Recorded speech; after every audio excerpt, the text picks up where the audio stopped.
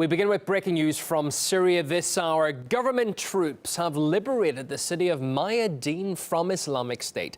That's according to the Russian Defense Ministry. With the details for us now, Nikki Urin. Mayadeen is one of the last remaining ISIL strongholds, so the liberation of the city is likely to come as a major blow to the terrorist group. Citing a military source, the Sana news agency has reported that soldiers are now driving the remaining jihadists out of the city, while work is underway on removing landmines and booby traps left behind by the militants. Mayadeen lies in the Deir ez-Zor province, situated just south of the provincial capital, and this area has witnessed some of the fiercest fighting between Islamic State and Syrian forces as government troops battle to push the Islamists out. Syrian army troops successfully reached the outskirts of Mayadeen earlier this month, effectively trapping ISIS in the city. And of course, Russian forces have been actively supporting Syrian troops too, with a Russian naval task force launching cruise missile strikes on terrorist positions in Mayadeen, while dozens of militants have been killed in a series of Russian airstrikes across the province in recent weeks. And all this comes just one day after the Russian General Staff announced that Islamic State now controls less than 8% of Syria due to major successes of the Syrian troops. Less than 8% of Syrian territory remains under ISIL control. The Russian Air Force will continue its operations against ISIL and Nusra terrorists until they're completely eliminated. The liberation of Mayadeen means that Islamic State's presence in Syria has shrunk further, leaving the group wounded and, most crucially, more vulnerable. Perhaps the perfect time for government troops to intensify its anti-ISIL campaign. Yeah, that's the situation as it stands. For more on this, let's join Amar Wakaf, founder and director of Gnosis, an organisation that reports on Syria and the Middle East. He joins us live. You're very welcome. How long could it take, do you think, to liberate this remaining 8% of Syrian territory from ISIL? Well, it's going to take a while, because we need to understand that Daesh or ISIS doesn't only operate in Syria. It also operates in adjacent Iraq. And, for example, if the Syrian army and its allies manage to push Daesh all the way towards the Syrian-Iraqi border, there would still be some territory on the eastern of that within Iraq, which is the western Anbar province, that needs to be cleared as well. So both countries and their allies need to work in tandem. Otherwise, you cannot commit many troops on a very extensive borderline and be able to protect everything. You would have sometimes a group of 100, 200 fighters breaking in and causing havoc, just like what happened, for example, in Al-Qaryatain very recently, eastern of Homs. They traveled about 200 kilometers, actually, under the watchful eye of the Americans, apparently.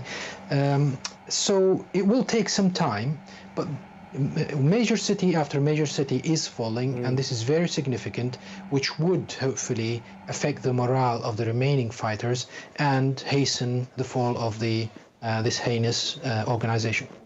Mayadeen was liberated, I suppose you could say, relatively quickly, particularly in comparison with Deir ez-Zor, several parts of which are still under ISIL control.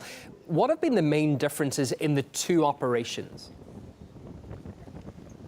Well, Deir ez-Zor, first of all, had been divided as a city between those Syrians who did not want to or did not accept, basically, to go under Daesh control, and Daesh itself. So the lines and the trenches and everything are very much stiff. Mayadeen doesn't have, apparently, this divide within the city. It has always been under Daesh control for a while now, since Daesh came, and basically, we knew, well, i.e. the Syrian government, the allies, everyone who wants to get rid of Daesh, they knew where to bomb, and the fighters within the city couldn't entrench themselves very much, whilst the situation in Deir ez-Zor is slightly different, and the fighters of Daesh know exactly where to hide, and you have to be careful because they hide among civilians. They don't have clear areas apparently where you can bomb without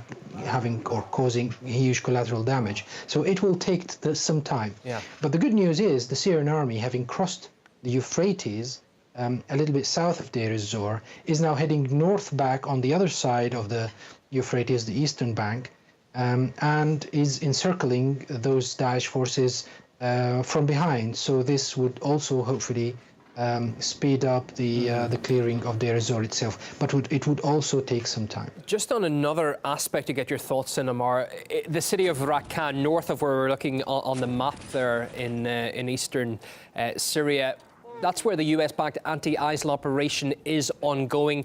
The Russian military has said that the coalition is using the wrong tactics as they're trying to destroy the city's water supplies, which could, of course, impact greatly on civilians. Your thoughts on that aspect?